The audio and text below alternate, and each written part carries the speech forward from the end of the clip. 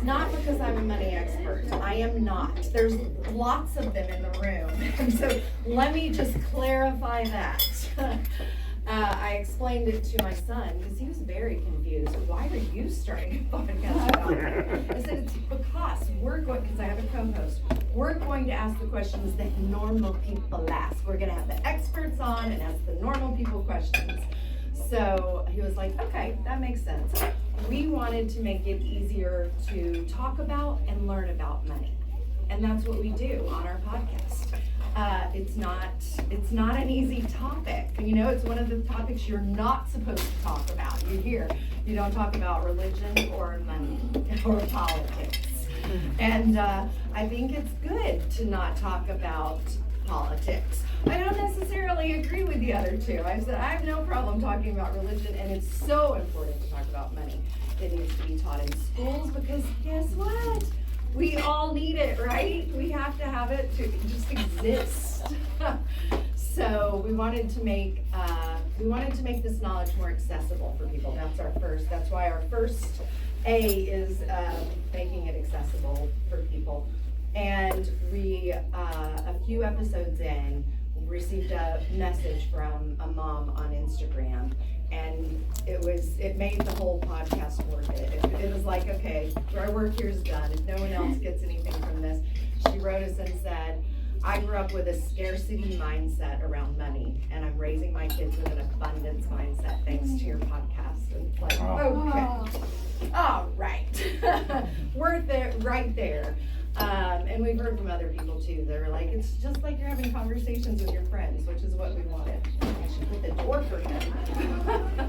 So I didn't have any lemon vinaigrette, so I just got lemons. And so anyway, it is so important to just make it more comfortable for friends to have conversations with their friends. I mean, we live in such a social media world these days, and for young people, the pressure to have the bachelorette party, and it's like you gotta fly to Vegas, you gotta have 4 different outfit changes every day because you got the pool outfit, you got the brunch outfit, you got the happy hour outfit, and then the late night outfit. I mean, it's crazy, just the pressure that is put on, and to not be able to say to a friend, I'm sorry, I love you dearly, but I cannot afford to fly to Nashville or Vegas or whatever.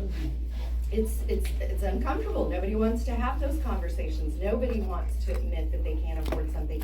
So there's debt, there's student debt, and they just go more and more into debt. And without making it a more comfortable topic, it's going to continue to spiral downward instead of the other way, which it should be spiraling upward. So that leads us, though, to our next A, and that is aware. We have to become aware of what our money situation is. And I thought I knew a lot about money because I paid all the bills when I was married. I was married for 23 years, and I didn't really give it a lot of thought, but I was like, oh, I know about money. I pay all the bills. I didn't think about the fact that, and when I was writing those checks, because that's what I was doing. I was a stay-at-home mom. I was just writing the checks.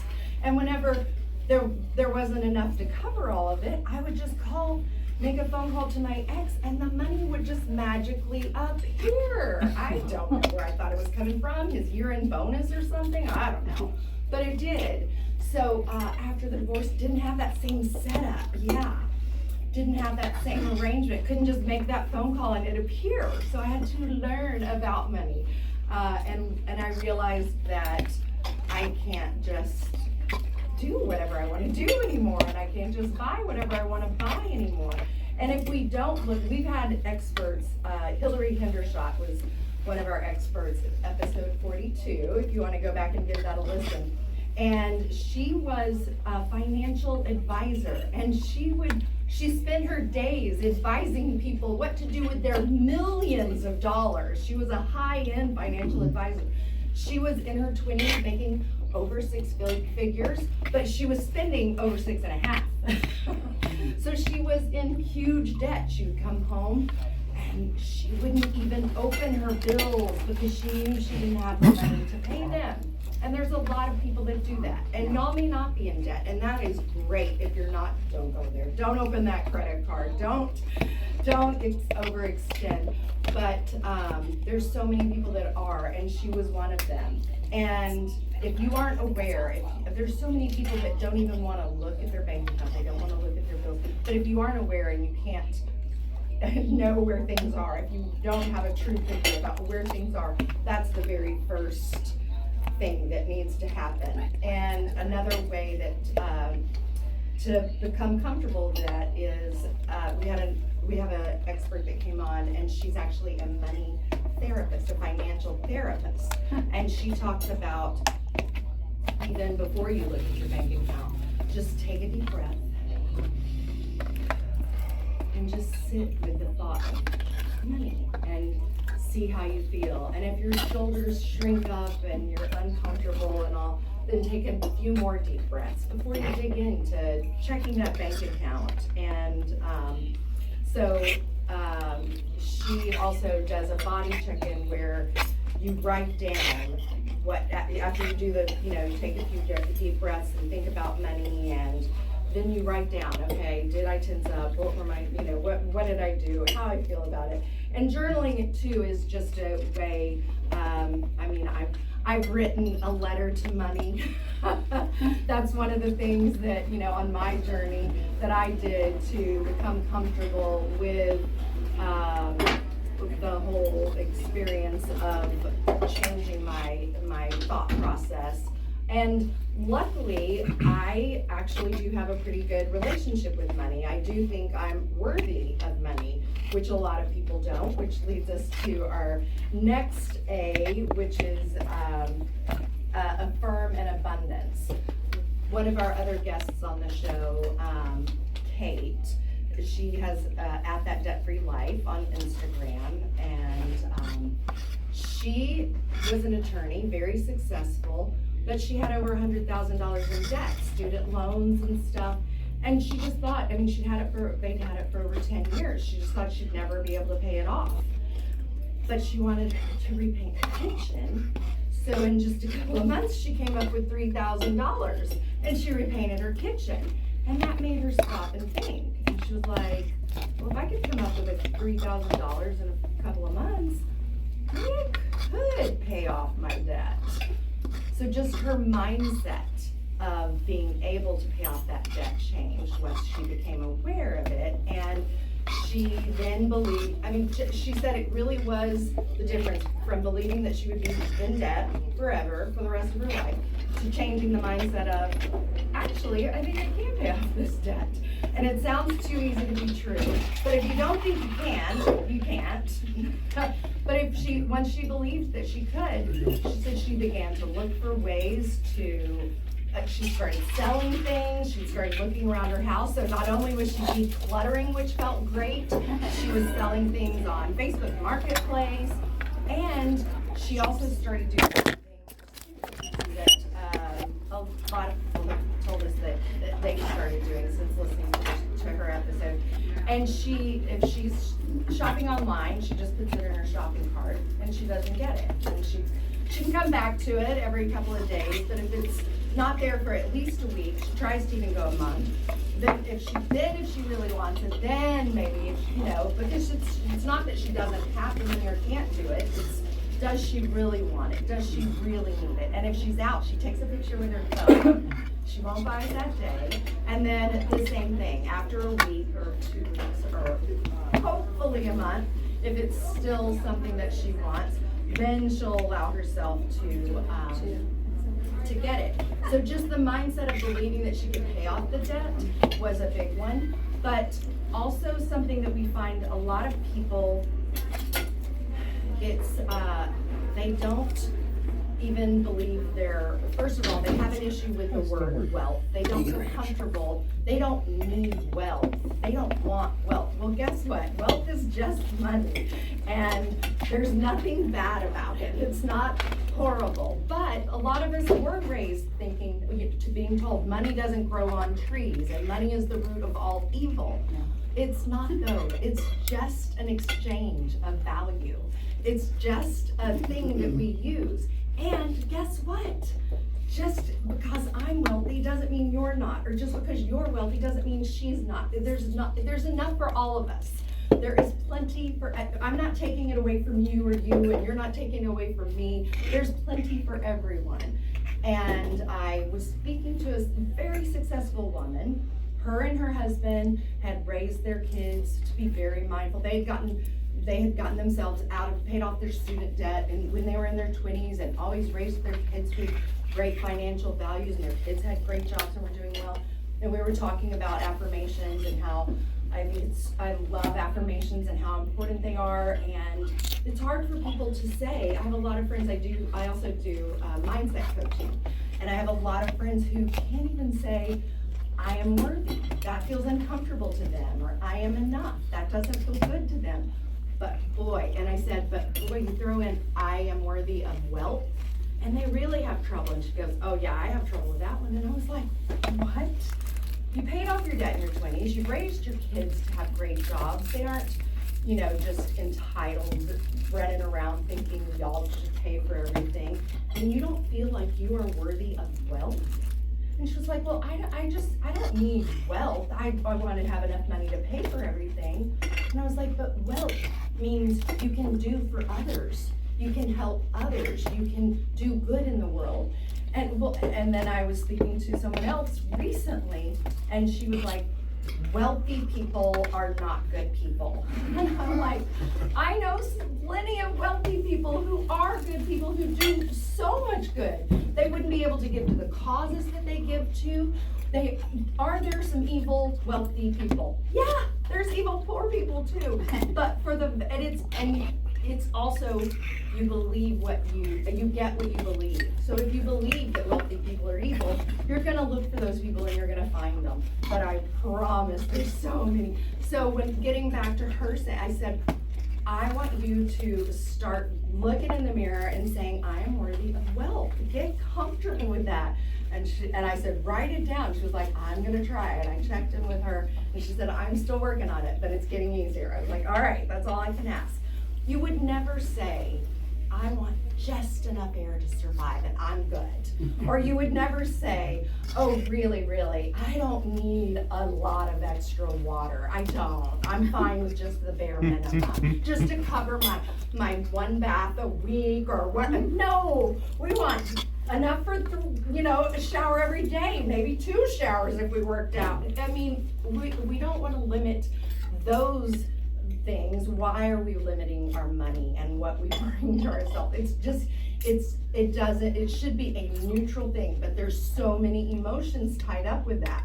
And it's interesting because we have, at the end of every episode, we ask our guest, what are the two words that come to mind when they think about money?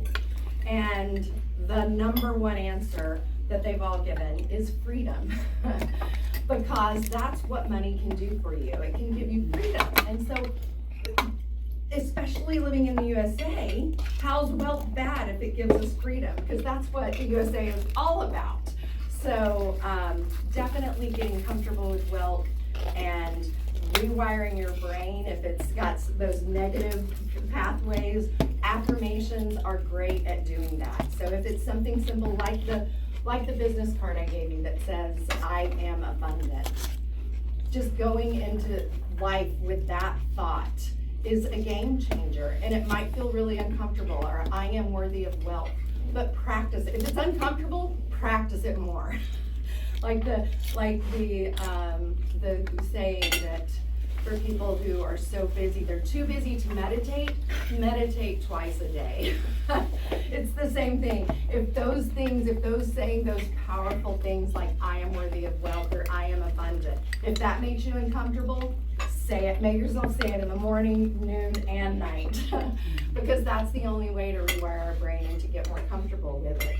And then also too, if you don't believe that you can get your way out of debt, that's another one. So maybe your affirmation needs to be, I know I can get out of debt, or I choose to find ways to get out of debt.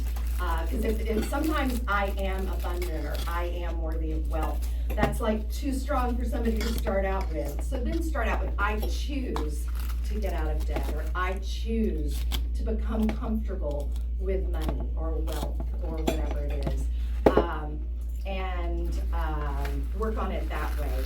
But also too, let's move on. We've got one more A, and that is adding.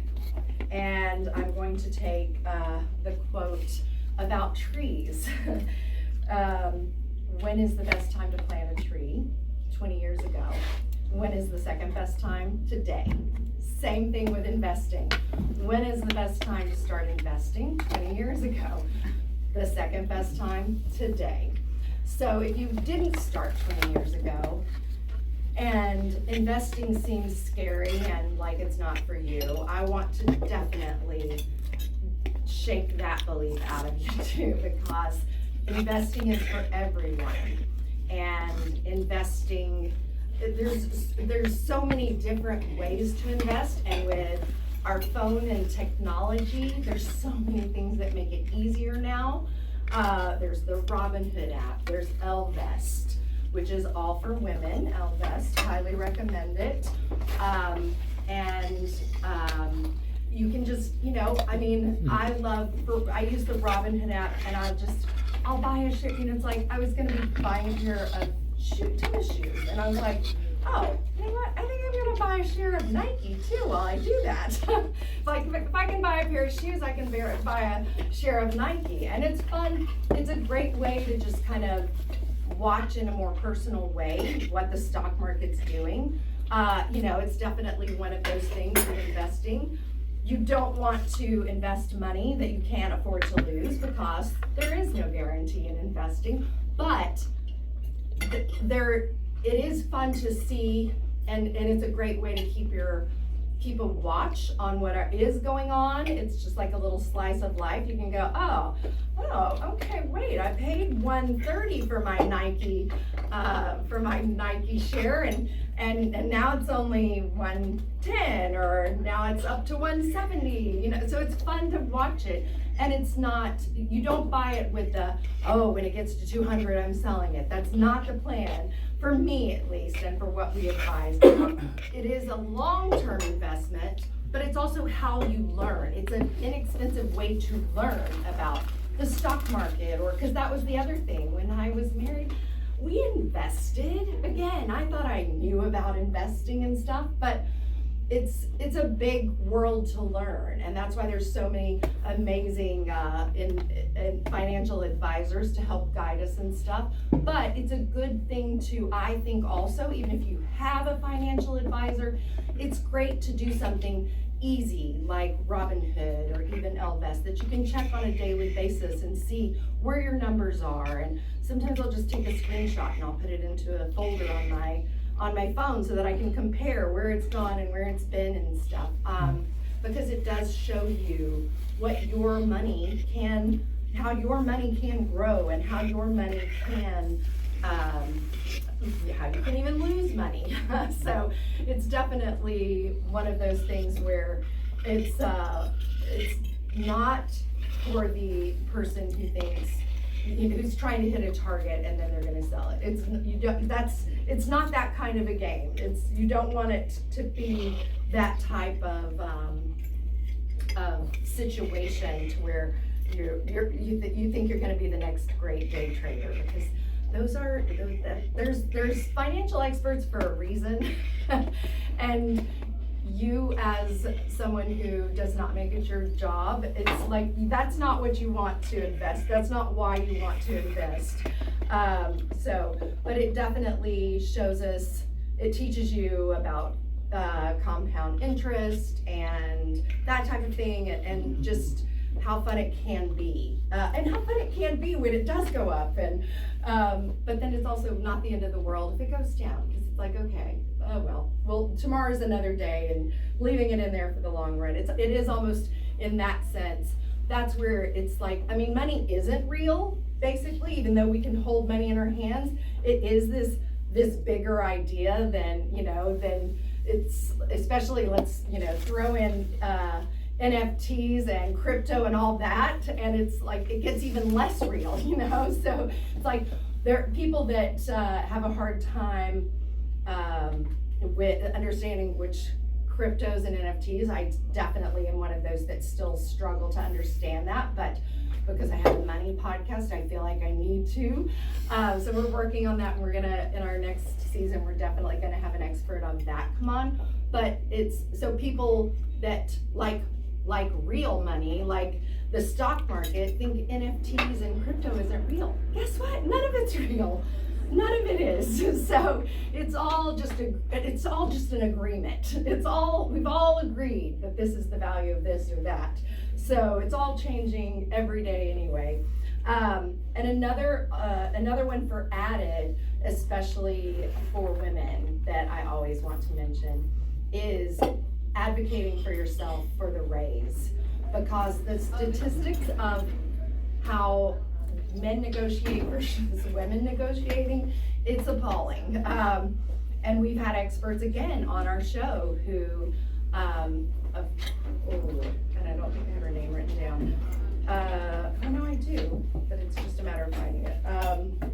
She was in the financial world. She was a journalist. She's a financial journalist, and she'd been at this one company for like 5 years.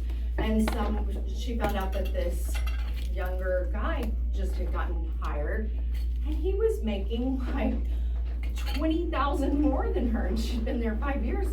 And she asked him about it, and he was like, well, yeah, I negotiated. And she was like, I negotiated. She had never negotiated. She had never asked. She had just accepted whatever had always been offered. But she changed her way of thinking on that one. And she even wrote a book, Negotiate like it's your job. I think that's the name of it. I'll just let you know. I'll look it up here in just a minute. But she went and she negotiated, and she got more money. And then when she was being looked at for her next job, she negotiated.